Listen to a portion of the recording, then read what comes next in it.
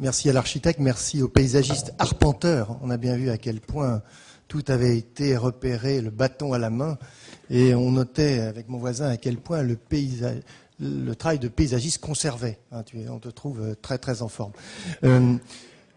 Venons-en maintenant à cette question de fond qui a créé une vive émotion dans la communauté architecturale, disons-le, une polémique immense à propos d'un projet dont je vous remercie d'avoir donné tous les éléments très détaillés avec les coupes. Je dis à notre public ce soir qu'il y a une exposition dans l'entrée du hall qui vous donne tous les détails, toutes les coupes, tout ce qui vient d'être raconté ici. Vous pouvez le juger en 3 dimensions.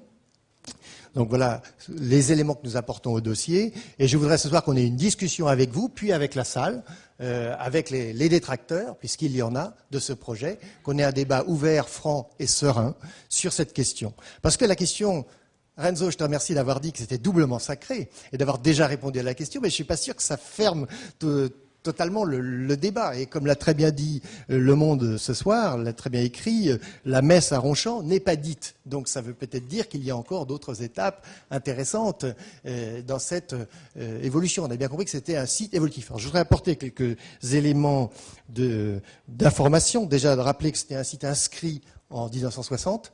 Hein, ça n'a pas été encore dit. Rappelez que ceux qui ont lancé quelques pétitions contre ce projet dénoncent une intégrité menacée, l'intégrité du site. Voilà pour être objectif.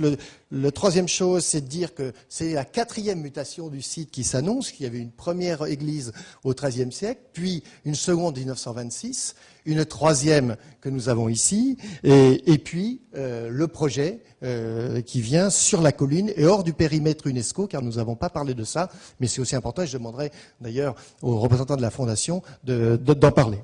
Alors on a eu l'impression dans cette polémique que, en fait, le champ du sacré s'était un peu déplacé, que, en fait, on avait quitté la colline sacrée au sens religieux du terme pour amener à une sorte de religion de la modernité. On était une sorte de question assez forte. On voyait bien que c'était ça, c'était l'acropole moderne qui était l'objet de tous les débats. Alors, nous avons réuni ce soir ici le président de l'association, je vais de droite à gauche, de l'œuvre de Notre-Dame-du-Haut, Jean-Louis Cohen, qu'on ne présente plus, mais qui est architecte et historien, paysagiste, architecte, sœur Brigitte, Clarisse, de l'ordre de Clarisse, et qui vous avez parlé ce soir comme utilisatrice, comme future utilisatrice du lieu, et comme vous avez peut-être expliqué cette fusion avec le paysage, comment vous vivez ça de l'intérieur. Jean-Jacques Viraud, qui est architecte, enseignant et secrétaire de l'œuvre. Jacques Sprilio, architecte et représentant la Fondation Le Corbusier, comme Jean-Louis Cohen d'ailleurs. Alors, peut-être déjà, je vais commencer par vous, monsieur, parce que c'est vous qui avez la responsabilité du site. Donc, en fait, toute cette polémique, on vous la doit.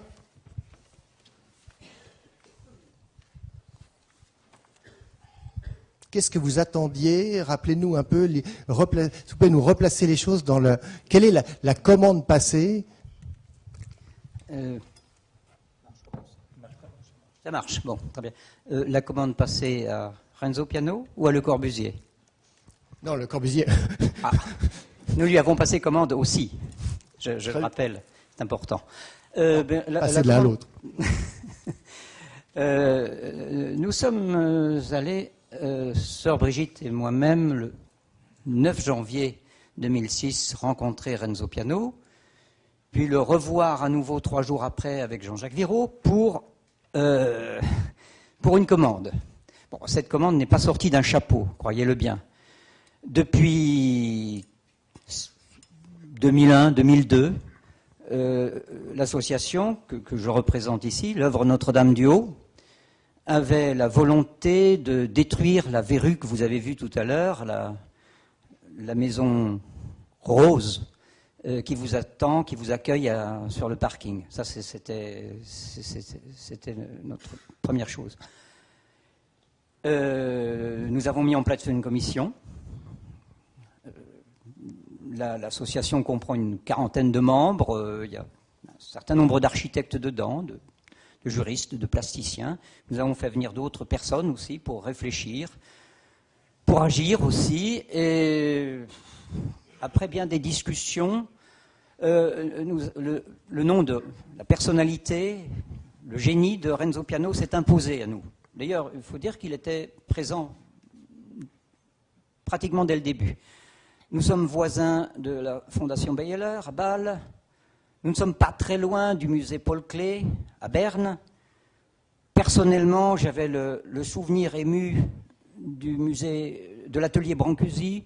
Toutes ces choses ont fait que, et d'autres encore, nous pensions que Renzo Piano pourrait, non pas rivaliser, surtout pas rivaliser, mais être présent avec nous pour construire ce bâtiment d'accueil, qui à ce moment-là s'appelait kiosque. C'est pire que porterie. Hein, Pourquoi ? Parce qu'il y a une grande vitrine vitrée, qui est d'ailleurs aux proportions du modulor, hein, comme quoi ça sert à tout. Et puis nous avions eu aussi le souci par rapport au développement de plus en plus important des visiteurs, touristes, pèlerins aussi bien, fidèles de Ronchamp, pendant toute l'année. Hein, le site est ouvert tout le temps, sauf le 1er janvier. Nous avons eu le souci tout de même, parce qu'un chapelain tout seul ne peut pas tout faire, il ne peut pas non plus veiller constamment à disons, la bonne tenue du bâtiment, en prenant les choses par le petit côté. Alors si on le prend par le côté le plus large, c'est-à-dire la vie spirituelle, c'est encore un autre problème. Donc nous avons eu le souci d'avoir avec nous des veilleurs. Bon, il se trouve que ces veilleurs, ce sont plutôt des veilleuses, puisqu'après une démarche en 2002 et 2003 auprès des fraternités monastiques de Jérusalem, démarche qui n'a pas eu de suite, pour un certain nombre de raisons, le hasard, je dis bien le hasard, a fait que les Clarisses de Besançon, cherchant un lieu pour se renouveler, ou pour revivre autre chose dans le XXIe siècle, les Clarisses de Besançon ont répondu à notre attente. Voilà. Cela dit, la présence d'une fraternité spirituelle sur le site n'est pas nouvelle. Dans les années 80, il y a eu le projet très sérieux de l'arrivée de quelques franciscains. Et à ce moment-là, pour diverses raisons aussi, le chapelain n'a pas désiré être assisté de franciscains. Voilà, c'est tout. Je pense que ce serait peut-être bien que passer la parole à... Je vais passer la parole à... Peut-être pas tout de suite, je vais passer la parole à Jean-Louis Cohen qu'on écoute. Voilà. Tout le monde va parler, vous inquiétez pas. Non, mais je pense en gros avoir dit les choses, le pourquoi. Je vous en remercie. Non, je voudrais que Jean-Louis Cohen, dont je rappelle qu'il a joué un rôle très très important dans ce dossier, puisqu'il y a eu des discussions très très importantes entre l'architecte et Renzo Piano insistait tout à l'heure sur les apports de ces discussions. Hein. Il a beaucoup parlé de ce que du fruit des. J'ose pas employer le mot de négociation. Je parle plus de discussion sur le fond du projet qui l'ont fait vraiment évoluer. On a bien vu à travers les dessins qu'il y a eu une évolution dans la conception et dans l'approche du site. Donc, est-ce que tu peux nous rappeler les étapes et surtout nous dire quel est le fond du problème ? Oui, le fond du problème, c'est un problème qui a aussi une forme, qui a une forme sociale, qui a une forme publique, qui a une forme, je dirais, technique ou artistique, qui a une forme institutionnelle, qui a une forme juridique. Il y a un permis de construire qui a été approuvé, qui est exécutoire. Donc, merci de cette occasion de parler au nom, si je lis bien le monde de ce soir, d'un carteron intolérant du modernisme déifié. On est pour le moment essentiellement une paire ou un duo sur ce podium. Il y a dans la salle d'autres intervenants.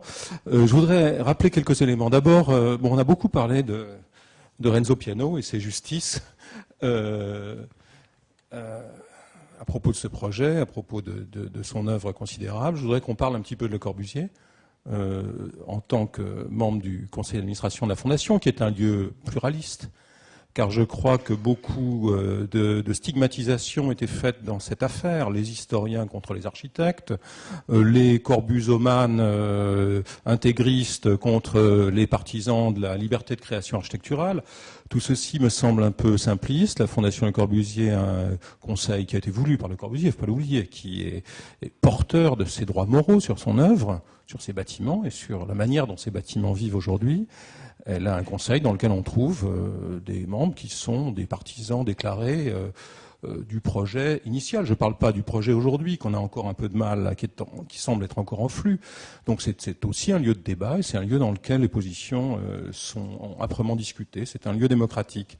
Je voudrais donner 2-3 éléments de contexte pour qu'on comprenne bien aussi pourquoi la Fondation et beaucoup d'amis et d'admirateurs de Le Corbusier sont sur le qui-vive. Aujourd'hui, nous vivons un monde dans lequel il y a une épidémie de construction posthume. La chapelle de Firminy, qui avait été engagée, qui est largement engagée dans son étude à l'atelier de Le Corbusier, qui a été construite. La Fondation a joué un rôle très positif en faisant un travail très sérieux pour comprendre ce que Le Corbusier voulait et les conditions dans lesquelles le projet Coubrerie avait dessiné avaient été faits. Les autorités indiennes veulent construire le palais du gouverneur à Chandigarh, plutôt le bâtiment qui est l'héritier du palais du gouverneur. On a vu des tentatives au Chili pour construire la maison Errázuriz. Donc il y a une épidémie de construction posthume de Le Corbusier, Wright ou quelques autres. Il y a aussi... On pourrait parler de la Sagrada Familia aussi. Hein. Absolument. Il y a aussi une épidémie d'extension. Aucun bâtiment aujourd'hui n'est à l'abri d'une extension. Et Renzo a lui-même, sur sa planche à dessin, de très belles extensions de la Morgan Library à New York, qui est un petit chef-d'œuvre, de l'Art Institute of Chicago, qui n'est pas encore totalement visible, peut-être du Kimball bientôt à Fort Worth. Donc il y a un enjeu qui dépasse le problème de Ronchamp, qui est celui de la pérennité des œuvres et de leurs extensions ou des bâtiments susceptibles d'être construits à proximité.